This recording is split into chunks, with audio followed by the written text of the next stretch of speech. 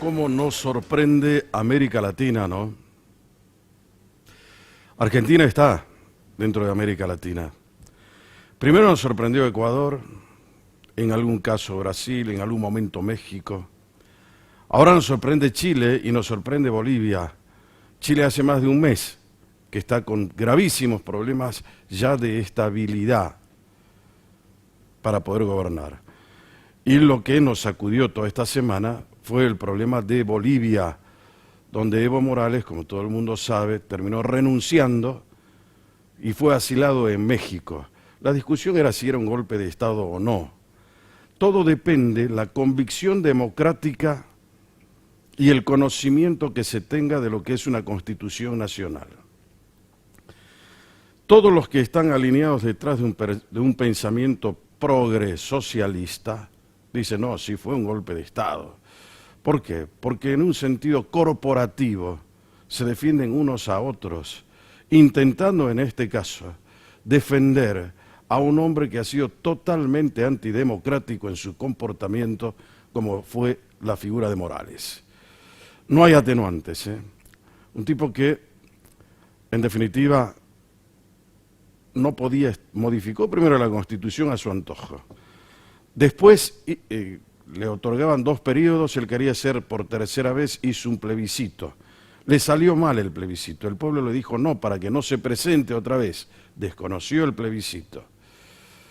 Igual fue a elecciones, perdía las elecciones, hubo un apagón que lo manejó el gobierno, fraguó el resultado de las elecciones y dice, no, hay un golpe de Estado cuando él terminó yéndose. La OEA, que es la Organización de Estados Americanos, pidió que se hagan nuevas elecciones. Dijo que el golpe de Estado lo había hecho él al desconocer las cláusulas constitucionales que Evo desconoció. Bueno, todo un proceso, no me voy a poner a explicar porque es bastante largo y no es el objeto del programa. Es simplemente una sola cosa señalar, el comportamiento democrático que deben tener todos los líderes, el comportamiento democrático. Un país, cuando es democrático, no solamente va a votar cada 4 años, como es el caso de la Argentina. Esa es una parte de la democracia. Tiene que funcionar absolutamente todo para ser un sistema vigoroso. Tiene que haber transparencia, tiene que haber cultura democrática, tiene que haber institucionalidad, tiene que haber república, democracia republicana. Tiene que haber una democracia formal y una democracia sustantiva. Tiene que haber respeto por la ley. Tiene que haber ciudadanos y no habitantes que tengan un DNI y vayan con eso a votar. Todo eso hace que un país sea democrático. Y si queremos agregarle algo más como un condimento sustancial, es el comportamiento democrático que deberíamos tener todos. Por eso es importante exigir como ciudadanos desde ahora cuál debe ser el comportamiento que tienen que tener los presidentes de la nación, los gobernadores de provincia, los intendentes de municipio, los legisladores nacionales, provinciales y municipales, los que manejan las organizaciones intermedias, los gremialistas, los que manejan instituciones serias del empresariado y demás. Nadie debería perpetuarse en el poder. Y ser electo por el voto popular, como le dije a Cristina Fernández a través de un tuit, no significa que tengan un cheque en blanco. El poder no es del gobernante. Vayan a estudiar, muchachos, si no estudiaron en la universidad, lo lamento mucho. Pero vayan a estudiar de quién es el poder. El poder es del pueblo porque es el soberano. Le otorga eso a través de un contrato social al mandatario. Por eso el pueblo es el mandante en un contrato que se perfecciona, al cual denominamos contrato social. Una vez que tenemos eso, empezamos a gobernar, sobre todo acá en la Argentina, que no se gobierna, el pueblo no gobierna en forma directa, sino a través de sus representantes, como dice el artículo 1 de la Constitución. Por lo tanto, no es que el poder le pertenece al presidente de la nación, no es que le arrebataron el poder es del pueblo. Ningún gobernante debe olvidarlo, porque el único soberano es el pueblo. A partir de allí viene todo una catarata de disposiciones que tienen que ver con cómo sostenemos el sistema democrático. Si nuestro comportamiento no es democrático, lamentablemente las instituciones se debilitan. Por eso es importante que exijamos desde ahora un comportamiento democrático en todo esto que acabo de señalar al señor presidente electo de la Nación, que es Alberto Fernández, y a su vice, para que hagan una interpretación correcta, cabal, razonable y justa de lo que dice la Constitución Nacional, pero además de lo que significa ser democráticos. Ese sistema corporativo de los señores del Grupo de Puebla, que estuvieron el fin de semana deliberando acá en Buenos Aires con Alberto Fernández como anfitrión, lo único que han hecho es echar basura, dejar una nebulosa para la gente que no tiene por qué saber qué significa un golpe, que cualquiera dice, bueno, es la interrupción de la democracia, pero cuáles son técnicamente las cuestiones que hay que tener en consideración para señalarlo. Ese es un punto. Acá en Salta hemos elegido gobernador, legisladores, intendentes, hace muy pocos días. Las cámaras legislativas de Salta tendrán que discutir ahora si van a seguir siendo democráticas o van a seguir sosteniendo un sistema antiguo donde no se renuevan las presidencias de las cámaras. Es una cosa muy importante. Hay gente que está allí desde hace mucho tiempo y me parece que como ciudadano observo eso y también como periodista, sería saludable que empiecen también a dar muestras de que hay una democracia en serio. No se trata acá solamente del voto cautivo que puedan tener a través de los legisladores que los eligen. Se trata también de los ejemplos de la alternancia y fundamentalmente de la razonabilidad de la propuesta que tengan como presidentes, ya sea de diputados o ya sea de senadores. Como todo el mundo sabe, el presidente natural del Senado es el vicegobernador según la Carta Magna de Salta. Pero hay otras, la vicepresidencia primera, por ejemplo, que en definitiva también tiene que verse. Todo debería revisarse, no para criticar, esta es una crítica constructiva que hace al sistema y hace a todos. Lo otro hace simplemente a un interés personal que después de tanto tiempo ha configurado casi una actitud antidemocrática. Eso es lo que tenemos que pensar. A partir de ahora, para no tener estos problemas que estamos viendo que hay en Latinoamérica, lo importante es señalar con precisión, con pulcritud, con prolijidad, estos detalles que acabo de observar para que nuestra democracia cada vez sea mejor, que alcancemos la excelencia, que dejemos de ser mediocres para después extraviarnos en la insignificancia. Esta noche van a estar conmigo dos personas, media hora uno, media hora otro, para estar charlando han sido electas recientemente como legisladores de Salta, han sido electas una por Capital, acuérdate que Capital renovó 9 bancas, ha sido pésima la elección que ha hecho el justicialismo, no tuvo un solo diputado que lo represente acá en Capital, y otro por Rosario de Lerma. Pero son los más votados, ¿eh? Las listas más votadas, los representantes van a estar conmigo. Y vamos a charlar qué es lo que se viene en las cámaras legislativas y fundamentalmente cuál es la propuesta que tienen para la Salta que viene. Esa es la propuesta de Brújula, política para no dormir. Si me das un instante, te presento quién viene. Brújula.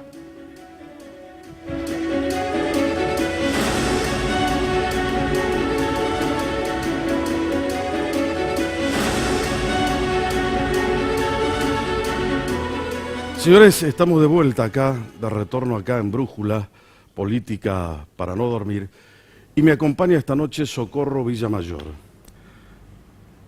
Es muy probable que todo el mundo la conozca, es actual concejal, va a dejar de serlo en los próximos días, para asumir la banca que recién ganó en la legislatura provincial como diputada provincial. Socorro, ¿cómo estás? Buenas noches, Jorge. Gracias por la invitación. Bueno, me encanta que estés aquí. ¿Cómo es? Yo quiero un poco hacer un paneo. ¿Cómo entraste a la política? ¿Te acordás? Sí, A ver. sí. Bueno, en primer lugar, vengo de una familia política. Mi Ajá. padre fue diputado, senador, intendente. Y los almuerzos en mi casa, un buen porcentaje tenía una discusión o una charla política. Y mira qué curioso, era el cumpleaños de 40, voy a contar en una intimidad, del actual gobernador electo. ¿De Gustavo Sáenz? De Gustavo Sáenz. Y Ajá. conocía mi vida, de hecho él también participó cuando mi padre era en aquellas épocas un político activo, y sabía de mi querer de participar en política, y también sabía que, mira esto, mi padre capaz que lo miraba más a mi hermano que a mí como posible sucesor o acompañante en esa actividad. Y Gustavo ese día me propuso y me dijo, ¿te animás? ¿Te sentís en condiciones? ¿Quisieras acompañarme?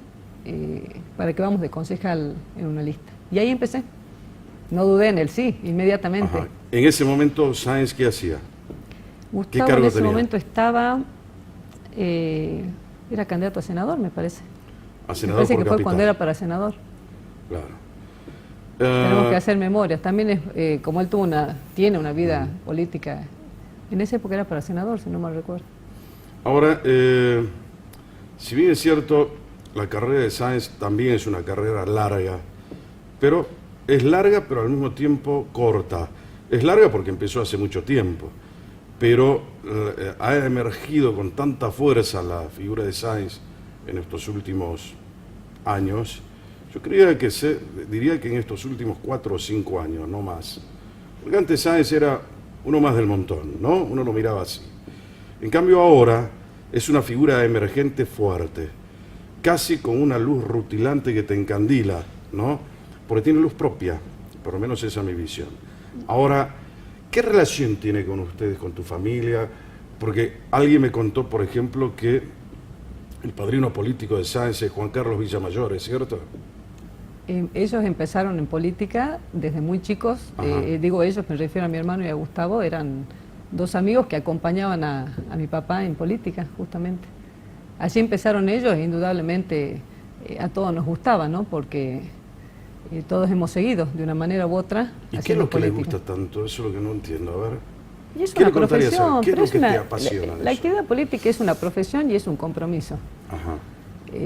Quien conoce la política desde adentro entiende que es la mejor forma de trabajar para la ciudad. Hay gente que conoce el trabajo desde una empresa privada, hay gente que lo conoce desde el perfeccionamiento o el estudio en otros ámbitos, desde la ciencia, y hay quienes por circunstancias de la vida o por elección, en el caso particular mío, tomamos ese horizonte y previo.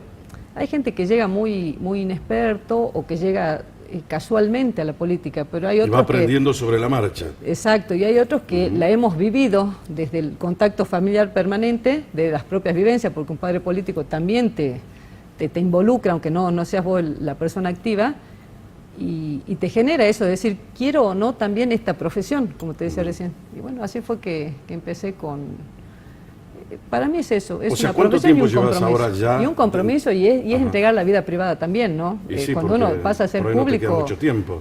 Desde todo lo que haces, desde lo que te compras, lo que te pones, lo que decís, todo pasa a ser público. Los hijos que tenés, o sea, eso también es resignar un poco de privacidad. Pero vos cuidás un poco de tu intimidad, me imagino.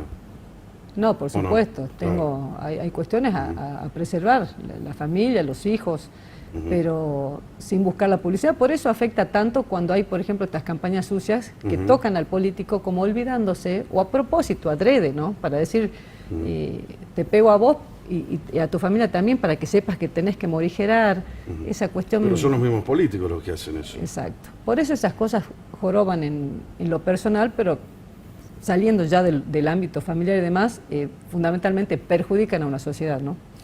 Cuando ¿Hace uno cuánto invade el tiempo que ámbito estás en privado. política entonces? Con cargo electivo hace 10 años, ¿Y sin cargo electivo? desde que nací. Bueno, desde que naciste mamaste política, Desde que que nací. es lo que me acaba de contar. Y mi madre fue, hablando de mamar política, fue una compañera incansable de mi papá, ¿no? Ujú. ¿Tienen una mentalidad municipalista los saincistas? No. De hecho, ¿Por qué te pregunto eso? Por ahí A la ver. gente dice, che, porque siempre han estado en el ámbito municipal. Si vos examinás la carrera, por ejemplo, de Sáenz, que es el líder político actual de ustedes, te vas a dar cuenta que ha girado todo siempre en torno a la órbita municipal.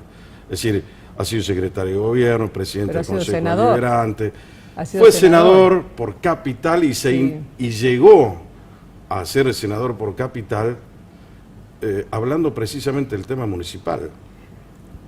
creo que... Yo le conozco mira, a Sáenz un solo proyecto que tiene que ver con el orden provincial, que es querer reformar la Constitución para reducir el tiempo de los mandatos. Te respondo a lo primero. ver. Más que verlo municipalista, creo que la prolijidad para poder ejercer cargos de mayor rango y de mayor importancia parte de empezar a carretear desde el primer grado o desde el prejardín. Es decir, Gustavo empezó de concejal. Es que no está Luego, mal eso. claro. A mí me parece fantástico. Él empezó su él carrera, está hablamos yendo recién de una de profesión, menor a pero mayor. vos para poder Sí. lucirte en tu profesión tenés que hacer una Ajá. carrera. Entonces, se lo puede entender como municipalista o se puede decir que lo que justamente hizo fue ordenadamente los cursos o los cargos previos. Es decir, empezó como concejal, trabajó en el ámbito municipal, fue presidente del Consejo Deliberante, luego fue senador, donde ya, más allá de el contenido de los proyectos que haya presentado, tuvo ya una participación activa con senadores de otras provincias y en atención a problemáticas provinciales. Y no lo considero municipalista, porque siempre tuvo una amplitud desde el ejercicio de su profesión como intendente, siempre tuvo esa amplitud. Con mayor amplitud, con más integralidad los problemas de la provincia. Y el vínculo y el diálogo que Gustavo mantuvo como intendente de Capital, más allá de su aspiración, como le dijo el día que asumió, que dijo voy a estar un periodo y luego voy a ser el gobernador de los salteños, ese objetivo que se propuso y que hoy gracias a los salteños y a su decisión y a su capacidad también lo ha logrado, pero fundamentalmente al voto del vecino que le ha dado la confianza.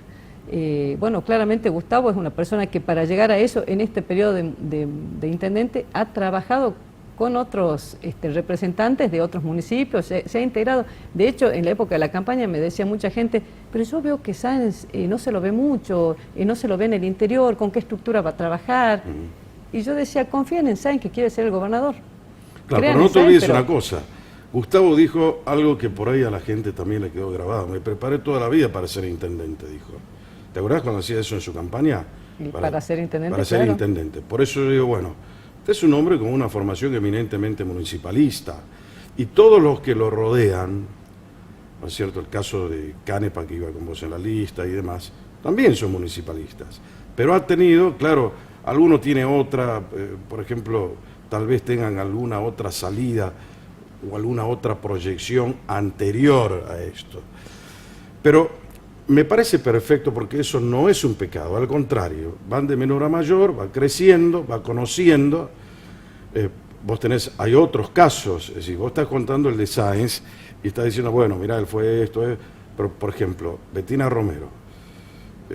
Betina hace 2 años ganó una diputación provincial y ahora se convirtió en intendente de la ciudad. O sea, no fue concejal, no fue presidente del Consejo Deliberante, no fue secretaria de gobierno. Y tampoco es una improvisada, porque hay gente que hace poca por eso carrera. te digo. Claro, pero hay que destacar eso, una persona muy capacitada. No va mi comentario no, sí te entiendo, a eso, sino simplemente trazar los paralelismos, cómo llega uno y cómo llega al otro, ¿no? Ahora, ¿están preparados para gobernar la ciudad? O la provincia, perdón. Claramente entiendo que sí. Ese equipo que te lo presentó Sáenz, porque él siempre habló de equipo y me parece que más allá de lo que vos acabas de señalar con mucho acierto, por qué llega Sáenz a convertirse hoy en gobernador, tiene que ver con que ha construido también un equipo que lo puso a él en escena y que él lo ha sabido mostrar adecuadamente porque nadie puede hacer las cosas solo, ¿no es cierto? Menos en el mundo moderno de hoy, se trabaja en equipo, ¿no? Pero yo te diría, y haría hincapié más que en el equipo, en lo que Sáenz hizo por la ciudad. Porque los equipos, el proyecto es permanente, el proyecto o el objetivo que se quiere para la provincia tiene que ser una construcción permanente, es decir, un objetivo, y luego de eso ir construyendo y algo activo y permanente, y el equipo puede eventualmente hasta modificarse. Sí, pero lo haces en equipo. Exacto. Te digo esto porque pues, me pasó de estar hoy día en un programa y me decían, ¿y cuál es el equipo? ¿Quiénes van a ser las personas? No el equipo en cuanto a personas que siempre lo pueden haber acompañado o que lo han acompañado y le dan también fortaleza, ¿no? Porque no es una persona individual, sino que es una persona muy abierta al diálogo y escucha mucho a la gente que lo acompaña y rodea. Pero el equipo eventualmente también puede sufrir en cambios. Lo que no hay que perder es el objetivo que se quiere de ciudad. Yo veo claramente que, así como él dijo en su momento, quiero ser el intendente, él tenía claro que quería modificar una capital abandonada. Una capital que yo siempre decía aletargada, dormida. Llevábamos 12 años del mismo intendente que, como suele suceder, los tercer periodos son malos, siempre son decadentes, y eso es una realidad histórica. Y él vino a decir, bueno, y en un país de crisis pudo hacer obra pública, que lo mencionamos en muchos... Bueno, eso es realmente increíble, ¿no? Porque todo hacía sospechar que, teniendo en cuenta el contexto económico nacional y provincial, bueno, la intendencia de Sáenz hubiese sido pésima. Iba a ser difícil, ¿no? claro. Pero sin embargo, resultó una intendencia mucho más importante y diría yo hasta brillante en algunos casos, ¿no? Después de ver lo que se entregó, a lo que él recibió, por eso yo pongo mucho énfasis en esta etapa de la transición. ¿Qué es lo que dejan los gobiernos que se van y qué es lo que reciben los que entran? ¿No? Para poder desde allí el ciudadano controlar cuál es el grado de eficiencia y de eficacia que ha tenido el gobernante. Exacto. De hecho, la municipalidad se recibió con deuda y hoy se entrega una municipalidad saneada. Yo le decía el otro día a Betina Romero, qué lindo recibir algo tan ordenado, porque recibir un municipio sin deudas es una buena herencia. Es una buena herencia. Y es una buena también forma de te ayuda, comenzar. porque cuando vos tenés que llegar y empezar a ordenar, ¿qué es lo que nos va a pasar ahora en la provincia? En este periodo de transición corto que hemos ya tenido de unos pocos días de conversación entre el equipo de Sáenz y el equipo de quienes integran hoy el equipo de gobernador Urtubey, surgen las deudas de la provincia, por ejemplo, para con Casino de Austria son de 70 millones de dólares, que en eso nomás ya debe la provincia.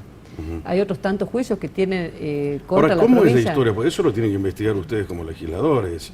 Es decir, no es que la provincia sí perdió el juicio. ¿Y por qué perdió? ¿Quiénes son los responsables de eso? ¿Quién tomó las decisiones de ese momento?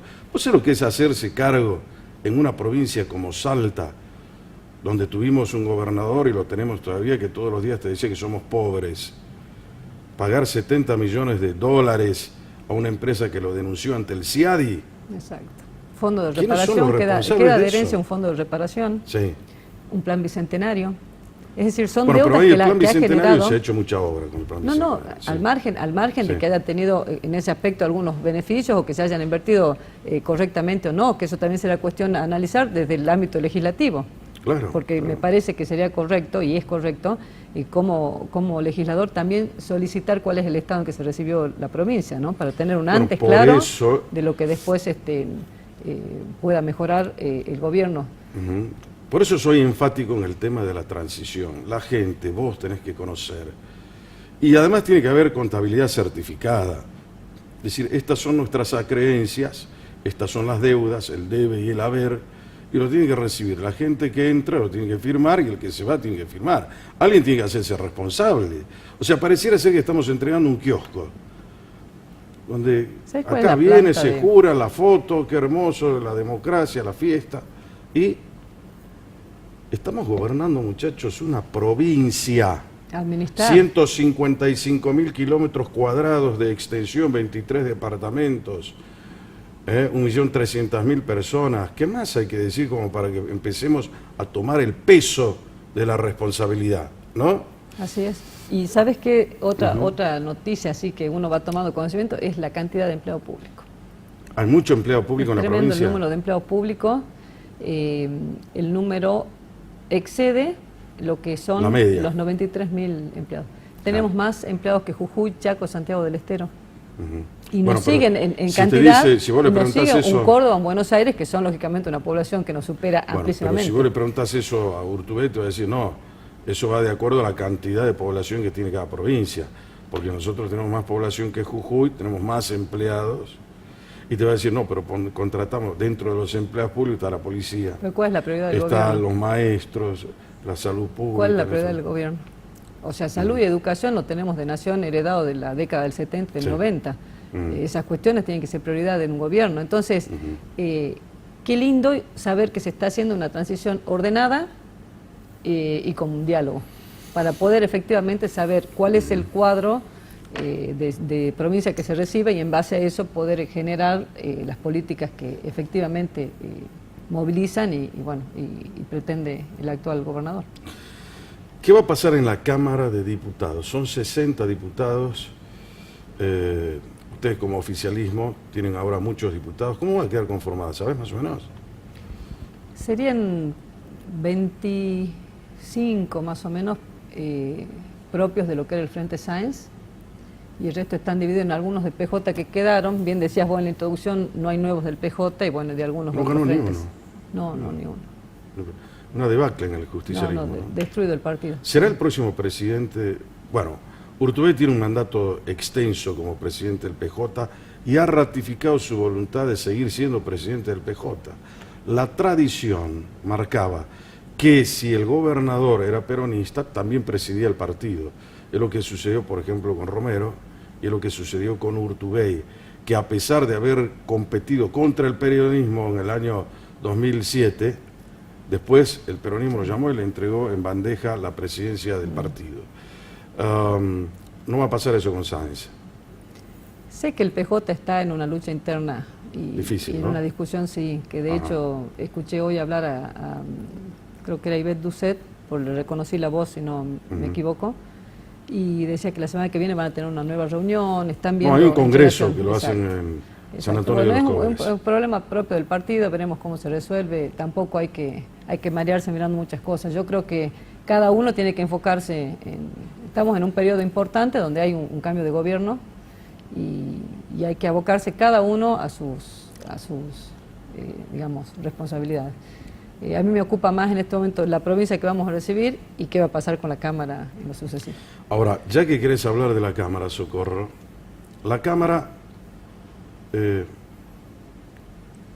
puede ser una caja de Pandora también, vos sabrás, y che, nadie sabe, hace años que está Godoy ahí adentro, nadie sabe cómo la administra Godoy, y por ahí dice, en algún momento, en campaña, sí, yo hago esto, pero ahora hay que ver, en un nuevo gobierno, yo creo que también es parte de una señal de poder que puede enviar Sáenz, decir, bueno, muchachos, más allá de que el presidente de la Cámara lo elijan los propios diputados y que yo me mantenga presidente, no es menos cierto que sería también una señal de poder decir, bueno, tengo la mayor cantidad de diputados, corresponde que mis diputados elijan a su presidente allí.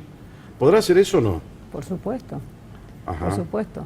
¿Y Es si un de ser órgano así? colegiado y entiendo claramente que Sáenz es un respetuoso de la democracia, ¿no? Y de la república. No sé si va a incidir, mira lo que te digo, porque se entiende claramente que el gobernador siempre tiene que poner su pollo, digamos, ¿no? Lo mismo se entiende en la Cámara en la Cámara del Consejo Bueno, Deliberante. pero no está mal eso, porque estamos hablando de Pero política. por lo general se entiende que Sí, es así. Bueno, sí.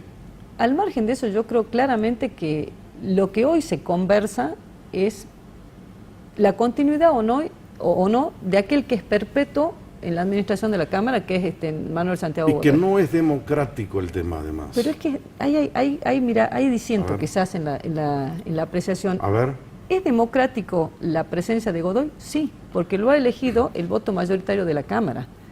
Lo que quizás puede provocar la ocupación de los debates y demás es el hecho de tantos años de continuidad. bueno, y por volvemos, eso te digo, ahí está el tema. Vos estás poniendo una cosa que es lo que se discute ahora, yo lo hablé en el editorial recién. Para ser democrático no solamente significa que vos tengas la legalidad. A mí me eligieron por el voto. Macanudo, hay acá gobernadores que hace 30 años que están de gobernadores, pero modificaron la Constitución, hicieron un montón de cosas, intendentes.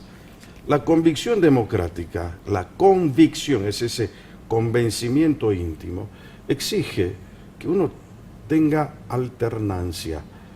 Entonces, yo no puedo perpetuarme en un cargo, porque a mí me eligieron los señores. Y además hay que saber por qué lo eligen, ¿no? Esa es otra historia.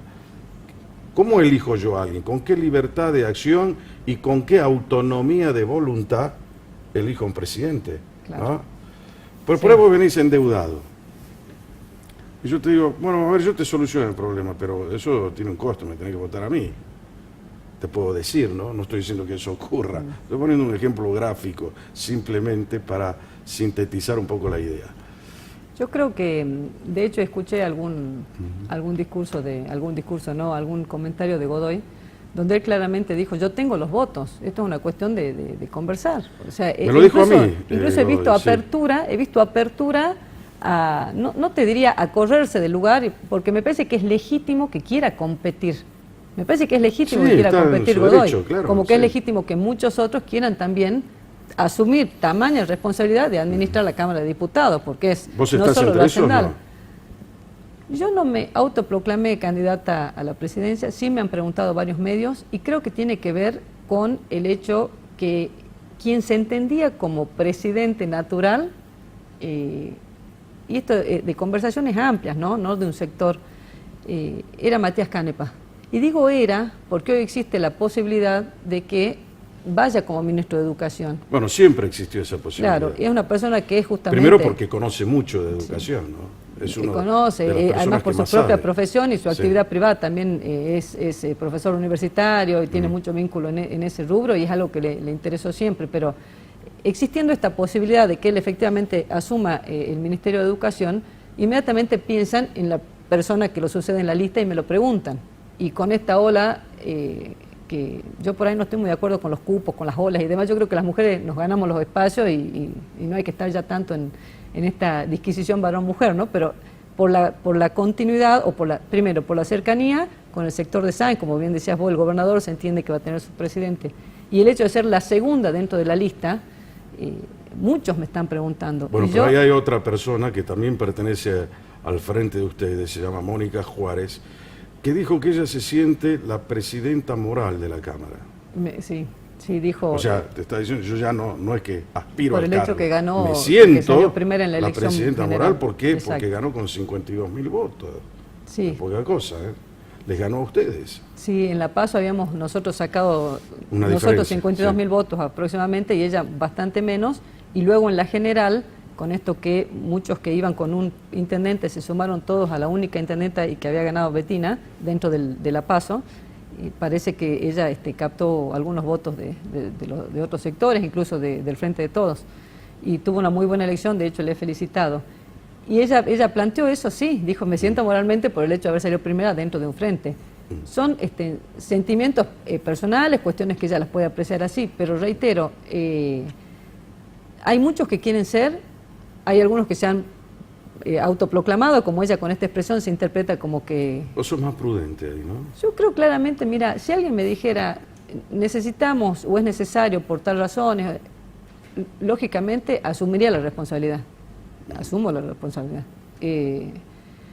Porque reitero, es una responsabilidad. Es un cargo a ocupar con mucho más en amplitud y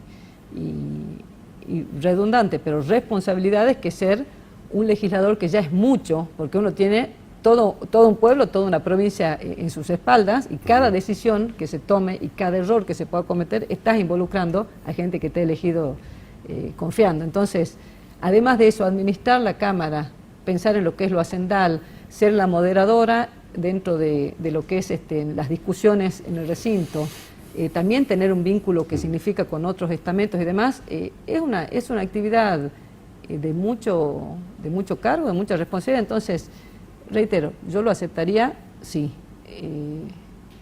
no como un desafío, sino como una gran responsabilidad, pero no me autoproclamo.